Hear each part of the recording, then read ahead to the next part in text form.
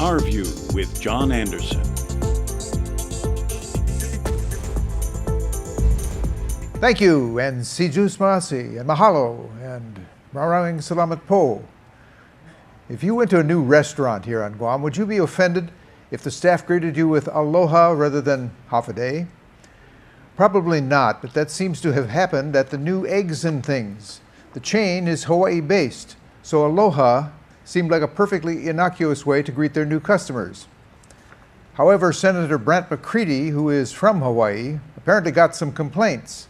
Instead of a phone call to the manager of the new restaurant, however, the senator issued a statement and then made a comment to the media. He took a rather harmless gesture on the part of the new Eggs and Things and turned it from a minor molehill into a mountain. Shades of the so-called war on Christmas. No offense was intended. A phone call would have been nice. A public statement from a lawmaker implied much more than was intended.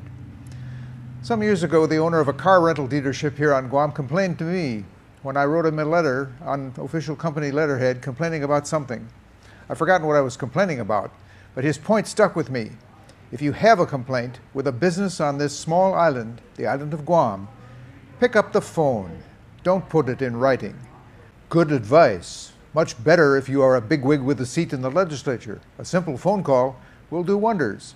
The people at the new restaurant probably were taken aback by the public criticism of their innocent, universally understood aloha. Welcome to Guam.